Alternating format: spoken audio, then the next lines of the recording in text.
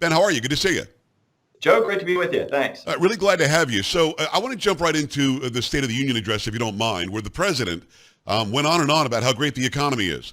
And thankfully, he was called out by some, Republicans during the speech. I thought it went overboard a bit because protocol does matter.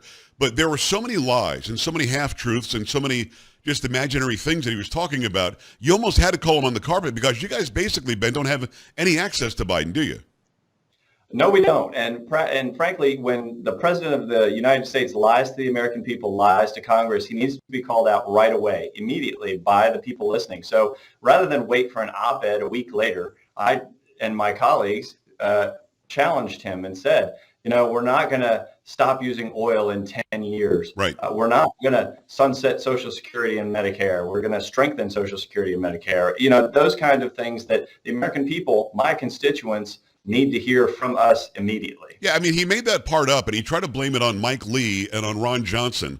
I've had Ron Johnson on since, and he said, of course not. I'm not looking to get rid of any of that. Mike Lee back in 2010 said, anybody who's on Social Security and Medicare will still be taken care of, but let's revamp this thing. Let's figure out how we can make it work because the government keeps stealing from it. So what he tried to make, a good thing, I think a good idea to sit down and talk about it, was misconstrued purposely to make the American people feel like you Republicans are just bad.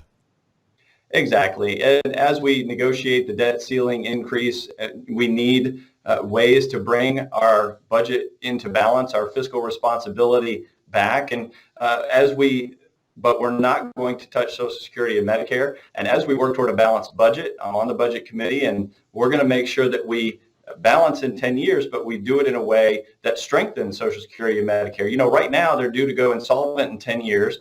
The interest on the debt from all of this radical Democrat spending over the last 4 years is crowding out other non-discretionary spending. Yeah. It's about the size of healthcare and veterans and defense all combined. So interest on the debt is overwhelming us, and we've got to get a handle on it. District 6 Republican, great state of Virginia. It's Ben Cline. Go follow him everywhere. I want to just ask a very general question if I can, because I don't know how this happened. Why exactly is it that we stopped worrying about a budget? We keep calling it a debt ceiling or a debt limit. It's really not, because you guys can change it whenever you feel like it. Why are we in a place to where I, as an American citizen, could never be there? My bank would call me and say, you can't buy that because you have no more money and your budget doesn't balance. I can't really run a negative balance on my checkbook, maybe on paper for a day, but that's it. I'd be in big trouble. Why is it, and maybe better question is, when is it that the government decided we'll just spend whatever we want and just take it wherever we can get it? If your kids get the checkbook and bounce a bunch of checks, you're going to pay for the things that your kids bought, but You're also going to put some rules in place, and you're going to make sure that it never happens again, and you're going to make sure that you prioritize spending so that and the protections that you put in place make sure that we are responsible going forward. And America, we want to be that global leader, but when we're running at 110% of GDP, our deficits annually are running at 110% of GDP, we're not going to be that world leader for very much longer. We're going to be Greece. And by the way, the rest of the world would love to see us get off the dollar as the currency of the world. They would love to see us fail economically. And you almost get the feeling some people that are in Congress, both Senate and the House, would like to see us fail so we can restart and be a third world nation. I don't know why they feel like that, Ben, and maybe next time we could talk about that. But I definitely don't understand why this continues. So what are the complete absolute must-haves for you when it comes to negotiating raising the debt ceiling? What must you see from the Senate Democrats and from Biden before you say yes to raising the debt ceiling? Well, I'm not going to get in the way of Speaker McCarthy. I'm going to let him take the lead on these negotiations, but suffice it to say that we want to see permanent restructuring of the way that we operate so that Democrat majorities in years when they do have the majority can't spend to a point where we're near bankruptcy and then put it on Republican majorities to bring us back to normalcy because, Democrats are being so egregious in their wasteful spending.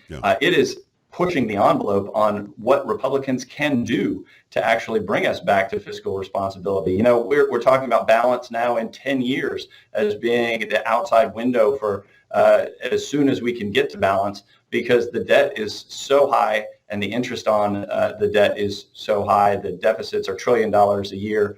We're going to have to cut in a lot of places, discretionary spending and make sure that we, even in defense, we're going to have to find savings in a woke Pentagon. Yeah. And there's lots of wasteful spending, but we're going to have to look there as well.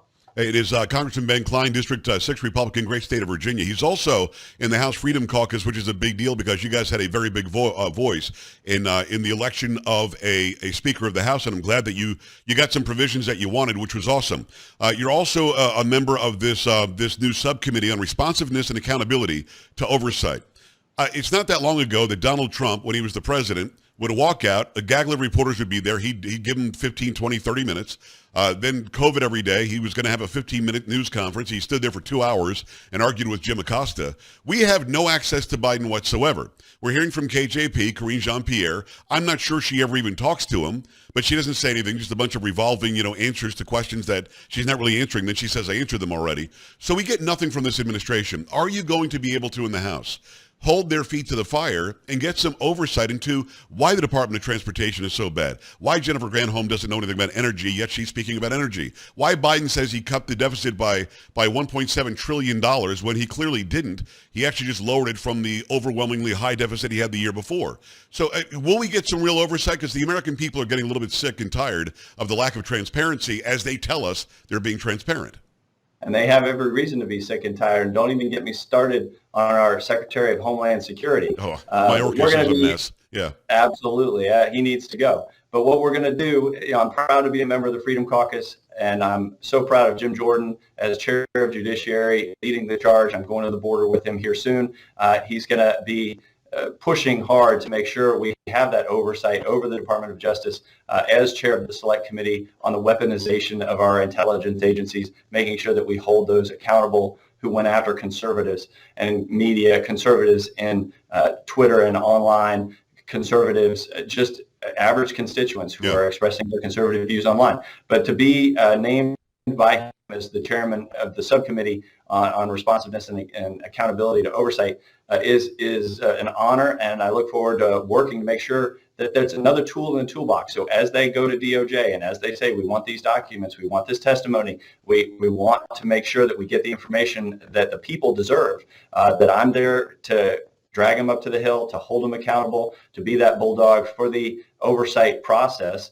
And, they put Eric Swalwell as my ranking member. They're taking it seriously. They know that this is another tool that can be effective. And so we're looking forward to using it and to holding those entities accountable as we conduct our oversight. District 6 Republican, the great state of Virginia. It's Ben Cline. We appreciate you taking the time. I just want to spell it out and tell me if I get this right. We elect people like you, and we elect senators. We elect the president. And then the president appoints a bunch of people, and then the people that we elected to represent us, like you, get to ask them questions. That's oversight, right? If we didn't have oversight, then the executive would become a dictatorship, and Joe Biden, through executive order, and all of his minions from Mayorkas on down, will only follow his policy without you guys having any say. And if you didn't have any say, I wouldn't have any say. And I can't go to Washington every day and go oversee everything. You guys in the House, that's the tool we use to represent us, to show us what's really going on. Without that, they can do anything they want, right? That's exactly right. We have the power of the purse. So we have to be held accountable for the use of taxpayer funds.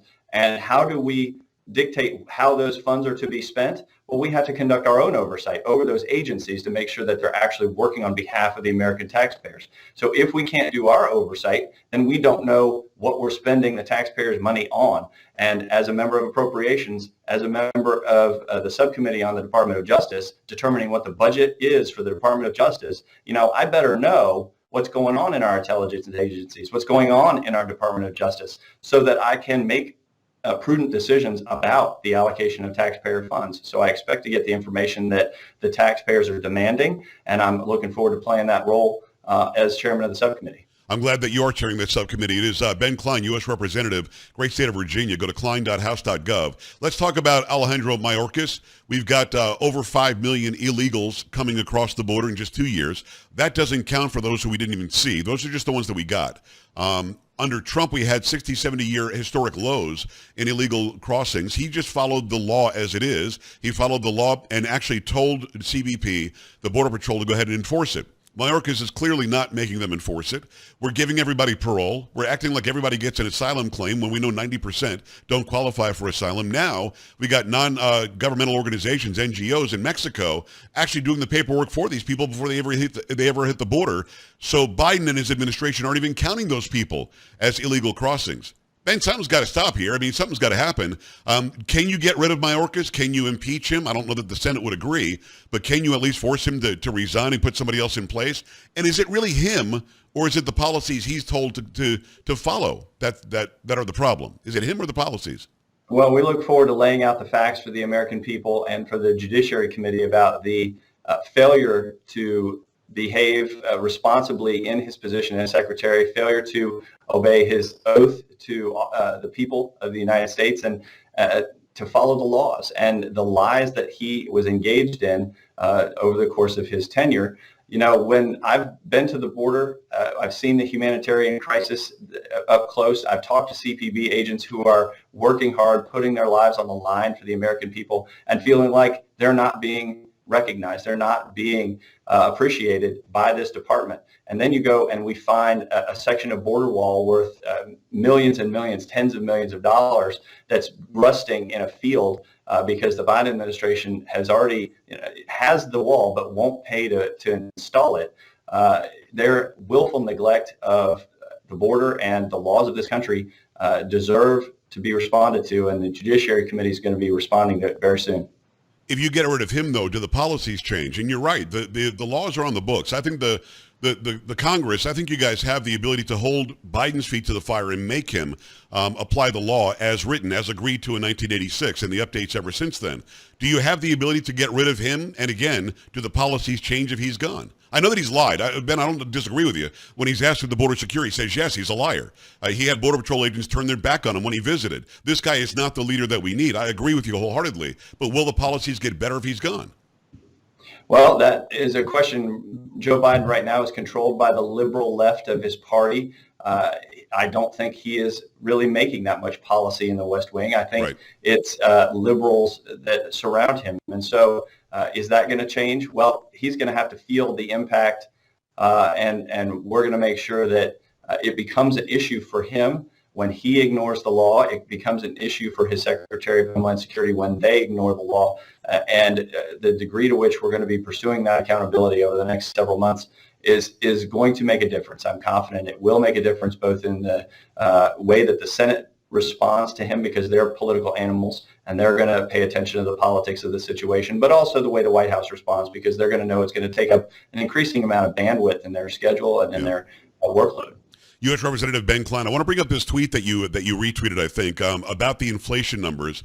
We know that it was 1.4% when Trump left office. It's now 6 point something, 6.4, 6.5. It's gone up again. In January, it went up again. We see the prices of groceries through the roof, prices of eggs, margarine, butter, fuel oil, utilities. I'm showing it on the screen now. 70% increase in just eggs.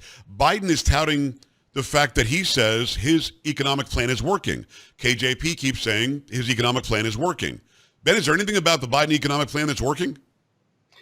If their goal is to make it impossible for American families to afford basic staples, to afford their gas at the pump, to afford to buy a new house or to rent an apartment, then he's succeeding. But that, his policies are putting enormous pressure on the budgets of hardworking families, and we have got to take action. The best thing we can do, reestablish energy independence, drill, baby, drill, and go ahead and bring those prices down, because that'll affect farmers with their input costs, manufacturers with their machine costs, trucking industry, delivery industry, families who run small businesses, and then families at the pump and at the grocery store, all the way down.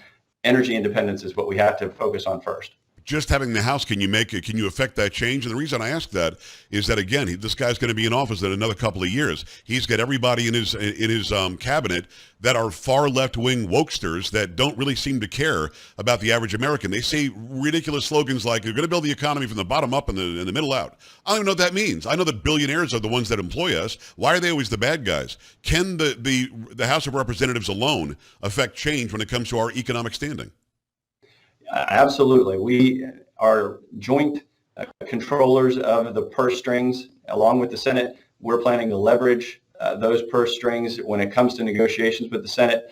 They're not going to be able to agree to fund this government without the Freedom Caucus votes. We have 30 to 40 votes that we're planning on using to make sure that we effect permanent change in the way Washington works, to make changes to the way this budget is functioned and structured, and make sure that taxpayer dollars are used wisely instead of frittered away on woke Green New Deal causes. I look forward to seeing the work that you do in that subcommittee. I'm glad that you're chairing it. It is U.S. Representative District 6 Republican, great state of Virginia, Ben Cline. Ben, thanks a million. I appreciate you coming on. Thanks, Joe. All right, we're back after this. Stay right here.